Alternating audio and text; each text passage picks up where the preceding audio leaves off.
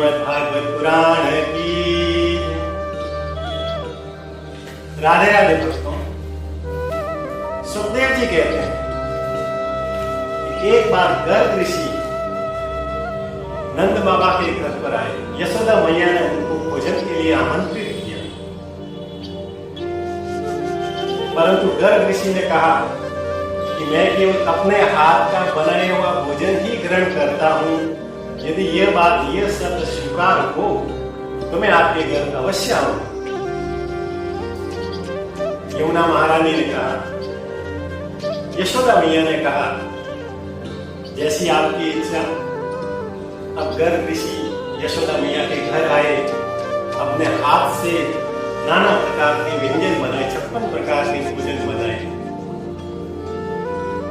गर्ग ऋषि का एक नियम था, वो जब कभी भी भोजन ग्रहण करते तो पहले भोग अपने प्रभु को, नारायण को अर्पित करते, उसके बाद में भोजन को ग्रहण करते। ये उनका नियम था।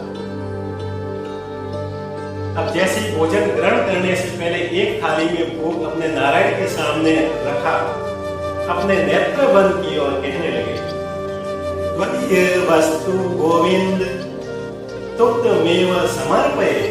हे प्रभु, हे गोविंद, आइए और इस भोजन को, इस प्रसादी को ग्रहण कीजिए। अब गोविंद ने तो सुना नहीं, लेकिन कन्हैया वहां पर पास में खेल रहा था। उसने वह बात सुन ली कि कोई मुझे पुकार रहा है और भोजन के लिए पुकार रहा है। तुरंत कृष्ण वहां पर आए और जहां पर भोग पड़ा था उस भोग को चकाचक खाने लगे और 1 मिनट के अंदर ही पूरा का पूरा जो भोजन है, पूरा का पूरा थाली के अंदर भोग लगा हुआ था, वो चट कर गई। गर्ग ऋषि ने जैसे नेत्र खोले और देखा कि कन्हैया ने पूरा का पूरा भगवान के भोग को चट कर दिया है, खा लिया है, तो क्रोधित होकर कहने लगा, अरे यशोदा मैया, तुम्हारे लल्ला नदी को पूरा अपवित्र कर दिया है, पूरा का पूरा भगवान के भोग को खा लिया है। अब तो मैं यहाँ पर नहीं खाऊंगा, किसी भी प्रकार का नहीं, अब तो मैं यहाँ से भूखा ही चला जाऊंगा। यशोदा मैया तुरंत आई और कहने लगी कि मेरे से लल्ला के किए गए, बालक है ये तो छोटा, तो इसको क्षमा कीजिए। नहीं, अब मैं यहाँ पर भोजन नहीं खाऊंगा, क्योंकि तुम्हारे से लल्ला ने भगवान के भोग को अपवित्र कर दिया है, तो मैं बाकी बचा हुआ भोजन कभी नहीं खाऊंगा, मैं तो यहाँ से भूखा ही जाऊंगा। यशोदा मैया ने हाथ जोड़कर कहने लगी कि हे ऋषिवर, आप भूखे चले जाओगे तो मेरा अपमान होगा, मेरे ऊपर दोष लगेगा, कुछ तो आप खा लीजिए। नहीं, अब मैं यहाँ पर नहीं खाऊंगा और ना ही कुछ बनाऊंगा। इतना समय मुझे खाने को बनाने के अंदर लगा। तब यशोदा मैया ने कहा, ऐसा करो महाराज, आप खीर और पूरी बना दो, इसको बहुत ही कम समय लगेगा और आप भोग करके, भोजन करके यहाँ से प्रस्थान कीजिए। बहुत मनाने के बाद में जब गर्ग ऋषि ने बड़ी मेहनत से खीर और पूरी भी बनाई और उनको भोजन करने से पहले जैसे ही भगवान को भोग लगाया, नेत्र बंद करके कहने लगे, त्वदीय मेव गोविंद तुक्तमेव समर्पये। हे प्रभु, आइए और इस भोजन को, इस भोग को स्वीकार कीजिए। कृष्ण ने तुरंत उस बात को सुना और वहां पर आए और जितना भी भोग वहां पर लगा हुआ था, खीर और पूरी, उन सबको खा गए। अब गर्ग ऋषि ने नेत्र खोला तो देखा कि अरे यशोदा मैया, तुम्हारे से लल्ला ने फिर से भगवान के भोग को खा लिया, इस भोग को अपवित्र कर दिया है, इस भोजन को अपवित्र कर दिया है। अब तो मैं यहाँ पर कुछ भी नहीं खाऊंगा, बिना खाए यहाँ से चला जाऊंगा। तुरंत यशोदा मैया आई और उनके चरणों में क्षमा मांगने लगी कि इस मेरे छोटे से लल्ला के किए गए काम के लिए मुझे क्षमा कीजिए, फिर से थोड़ा बना लीजिए। गर्ग ऋषि ने कहा कि मैं सुबह से खाना बना ही रहा हूं, लेकिन खाने को तो कुछ भी नहीं मिल रहा है। नहीं, अब तो मेरे अंदर इतनी खाना बनाने की हिम्मत नहीं है, अब तो मैं यहाँ से भूखा ही चला जाऊंगा। यशोदा मैया ने कहा कि हे, आप यदि भूखे चले जाओगे तो मेरे ऊपर ब्रह्म दोष, ब्राह्मण के दोष का पाप लगेगा। ऐसा करो महाराज कि मैंने अभी तुरंत ताजा दही और मक्खन बनाया है, इसको किसी ने अभी तक छुआ नहीं है, खाया नहीं, बिल्कुल ही पवित्र है। माखन मिश्री के साथ में ये खा के जाइए, भूखे मत जाइए। इतना मैं आपसे प्रार्थना करता हूँ। गर्ग ऋषि ने कहा चलो ठीक है, जो भी है फटाफट ले आओ और मैं यहाँ से चला जाऊं। अब जैसे ही माखन मिश्री और दही की कटोरी लेकर गर्ग ऋषि के पास में आई, गर्ग ऋषि ने अपने नियम के अनुसार कुछ भोग भगवान नारायण के सामने रखे और कहने लगे, हे प्रभु आओ और इस भोग को स्वीकार करो। तब कन्हैया ने वो फिर से बात सुनी, लेकिन मन ही मन के अंदर सोचा कि अब गर्ग ऋषि को मैंने बहुत परेशान कर दिया, अब मुझे मेरी इस लीला को समाप्त करना। अब जैसे ही कृष्ण उस माखन मिश्री और दही को खाने लगे, गर्ग ऋषि अपने नेत्र खोलकर देखा, अरे कन्हैया तुम फिर से आ गए। कन्हैया ने कहा कि मैं आया नहीं हूं, आपने बुलाया तब मैं आया हूं, इसमें मेरा कोई दोष नहीं है। आप ही तो बार बार कह रहे थे गोविंद आओ, हे नारायण आओ और इस भोग को लगाओ। आपने पुकारा, हम आए और उस भोग को स्वीकार किया, इसमें मेरा कोई दोष नहीं है। बोलिए बातें हरिलाल की। गर्ग ऋषि ने कहा मैंने तुझे थोड़ी ना पुकारा था, मैंने तो नारायण को, परमपिता परमेश्वर को पुकारा था, तुमको नहीं। कृष्ण मुस्कुरा कर कहने लगे, मैं ही तो नारायण हूं, मैं ही तो परम पिता हूं। गर्ग ऋषि ने छोटे से बालक की इतनी बड़ी बात को सुनकर आश्चर्य में पड़ गए और मन ही मन के अंदर सोचने लगे कि ये कोई साधारण बालक नहीं है। तुरंत अपने नेत्रों को बंद करके ध्यान लगाया तो देखा ये जो बालक है ये कृष्ण है, वो कोई और नहीं, नारायण का साक्षात अवतार है। भगवान कृष्ण ने गर्ग ऋषि को शंख चक्र गदा और पद्म के रूप में, दिव्य चतुर्भुज रूप में दर्शन दिए। तुरंत गर्ग ऋषि अपने नेत्रों को खोला और कृष्ण के चरणों में गिर पड़े, क्षमा मांगी, हे प्रभु मुझे क्षमा कीजिए, मैं आपको पुकार रहा था, आप मेरे समीप थे, लेकिन मैं आपको पहचान नहीं पाया, मेरे इस भूल के लिए क्षमा कीजिए। भगवान मुस्कुराए उनको आशीर्वाद। अब गर्ग ऋषि जोर जोर से चिल्लाने लगे, यशोदा मैया आई।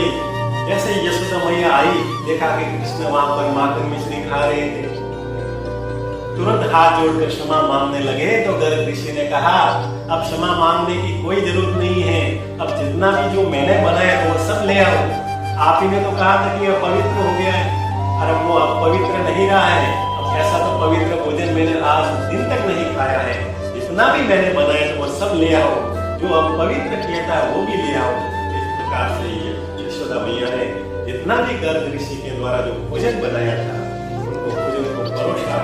भगवान कृष्ण उनको देख रहे हैं, गर्ग ऋषि बड़े उत्साह से आनंद के साथ में भोजन को ग्रहण कर रहे हैं। भोजन ग्रहण करने के बाद यशोदा मैया ने उनको भरपूर दक्षिणा दी और वहां से गर्ग ऋषि पुनः प्रस्थान कर दिया। बोलिए बांके बिहारी लाल की। ये है भगवान की अद्भुत। सुखदेव जी कहते हैं कि एक बार भगवान कृष्ण ने अपने मैया को पूरे ब्रह्मांड का दर्शन किया। सुखदेव जी कहते हैं एक बार की बात है, जब कृष्ण अपने भाई बलराम और शकों के साथ में खेल रहे थे, वहां पर कृष्ण हाथ में माटी लेकर जैसे ही खा रहे थे, एक सखा ने उसको देख लिया, तुरंत यशोदा मैया के पास में जाकर शिकायत की, मैया मैया आपका लल्ला कृष्ण तो माटी खा रहा है।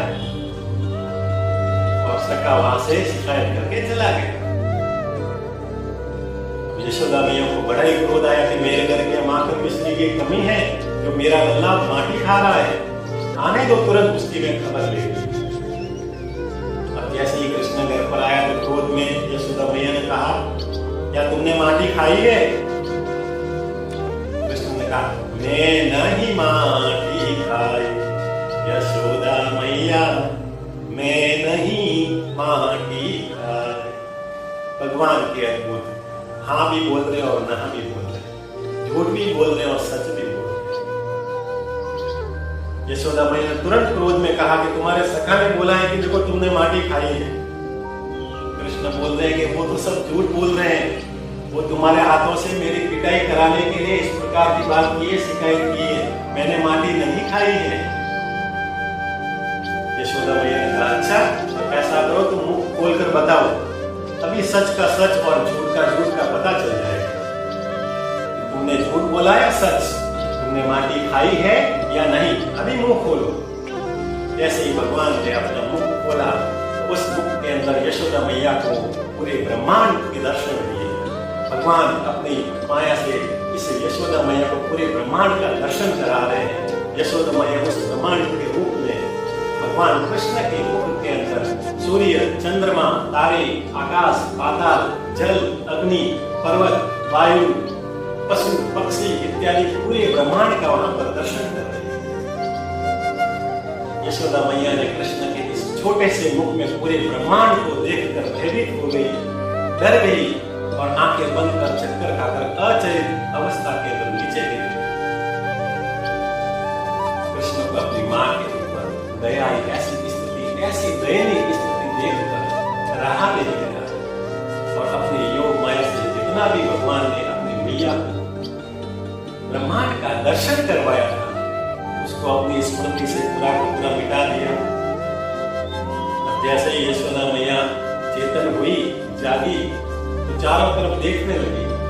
वहां पर कोई भी ब्रह्मांड नहीं, न आकाश, न पाताल, न सूर्य, न चंद्रमा, न जल, न वायु, न पशु, न पक्षी। केवल जैसा पहले था वैसा का वैसा ही नजर था। यशोदा मैया ने तुरंत कान्हा के मुख के अंदर उंगली डालकर देखा कहीं इसके अंदर तो नहीं। देखा तो वहां पे एक जीभ थी और छोटे से मुंह के दांत थे। यशोदा मैया ने सोचा कि लगता है मैंने कोई भयानक सपना देखा। ऐसा करके वो वहां से चले। ये था भगवान की लीला। इस प्रकार से भगवान ने अपनी लीला से, अपनी माया से, अपनी मैया को संपूर्ण ब्रह्मांड का दर्शन करवाया। बोलिए बांके बिहारी लाल की, सच्चिदानंद भगवान की। बोलिए बांके बिहारी लाल की। सुखदेव जी कहते हैं कि एक दिन भगवान ने यमला अर्जुन का उद्धार करने के लिए एक लीला रची। जब कृष्ण जैसे जैसे बड़ा होता गया, उनकी शरारतें बढ़ती गई और शरारतें बढ़ती गई तो यशोदा मैया के पास में भी बहुत सारी शिकायतें आती गई। कभी कभी शिकायतें कि मटकी फोड़ रहा है, कभी माखन चुरा रहा है, कभी गायों के बछड़ों को छोड़ रहा है। ऐसे जब रोज रोज शिकायतों से यशोदा मैया तंग आ गई, तब कृष्ण को कहा कि आज के बाद तुम घर से बाहर नहीं जाओगे। मां के कहने के बाद भी जैसे ही कृष्ण घर के बाहर जाने लगे, तुरंत हाथ पकड़कर कोकली के पास में लाकर, उस कोकल के पास में लाकर उनको रस्सी से बांधने लगे। अब मैया ने जैसे ही रस्सी से बांधा तो 2 उंगल रस्सी कम बढ़ गई। दूसरी रस्सी लाई, लेकिन उसको भी बांधा तो 2 उंगली वो भी कम पड़ गई। बोलिए बांके बिहारी लाल की। सुखदेव जी कहते हैं यदा आसीदपि नन्यं तेनान्यदपि संदते तदपि अंगुलीनन्यं यदा सतबंधनम। मैया जैसे जैसे रस्सी लाती है, बांधने का प्रयास करती है, 2 उंगली उसकी कम पड़ जाती है। ऐसे ला रही है, रस्सी कम पड़ रही है। जितनी भी रस्सी थी उनको भी बांधकर जैसे ही कृष्ण को बांधने लगी तो भी 2 उंगली कम पड़ गई। ऐसा करते करते जब यशोदा मैया थक गई, तब कृष्ण ने स्वयं अपने आप को उस रस्सी से बांध लिया।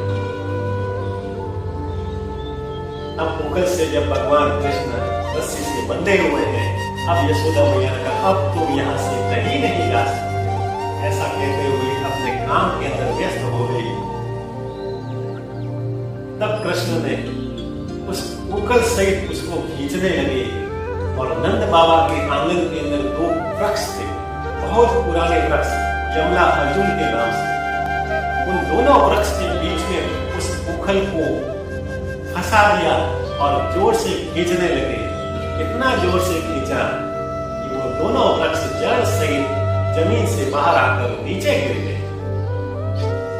जैसे ही वो पेड़, वो वृक्ष नीचे गिरे, उनमें से दो दिव्य पुरुष प्रकट हुए और उन्होंने भगवान का चरण स्पर्श किया, नमस्कार किया, वंदन किया और वहां से वो वैकुंठ धाम में चले गए। सुखदेव जी कहते हैं ये जो यमला अर्जुन नाम के जो वृक्ष है, वो पूर्व जन्म में कुबेर के दो पुत्र थे, जिनका नाम नल कुबेर और मणिग्रीव था। एक बार की बात है, ये दोनों कुबेर के दोनों पुत्र मदिरा पीकर नशे में धुत होकर मंदाकिनी नदी पर अप्सराओं के साथ में नग्न अवस्था के अंदर क्रीड़ा कर रहे थे। जब वो जल क्रीड़ा कर रहे थे, तभी वहां से संयोगवश देव ऋषि नारद जी वहां से गुजर रहे थे। अब अप्सराओं ने देव ऋषि नारद को देखकर तो अपने वस्त्रों को, अपने शरीर को वस्त्रों से ढक लिया, परंतु कुबेर के दोनों पुत्र नल कुबेर और मणिग्रीव नशे में धुत होकर ऐसी ऐसी बिना वस्त्रों की अवस्था में वहां पर खड़े रहे। ना नारद जी का आदर सत्कार किया, ना उनको नमस्कार किया। नारद जी दोनों की इस अवस्था को देखकर क्रोधित होकर कहने लगे, अरे तुम अहंकार बस नशे में धूत होकर तुम्हारी जो बुद्धि वो दूषित हो गई है। तुम पेड़ के समान, इस वृक्ष के समान इस प्रकार से खड़े हो, मैं तुमको श्राप देता हूं, जाओ तुम वृक्ष बन जाओ। जब अपने पुत्रों को श्राप मिला तो कुबेर नारद जी के चरणों के अंदर गिर पड़े और क्षमा याचना। नारद जी ने कहा कि द्वापर युग के अंदर कृष्ण के रूप में भगवान नारायण अवतार लेंगे, तब इन दोनों का उद्धार होगा और इन वृक्ष की योनि से मुक्ति मिलेगी।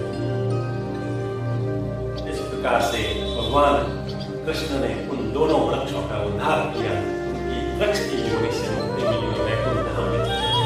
बोले बांके बिहारी लाल की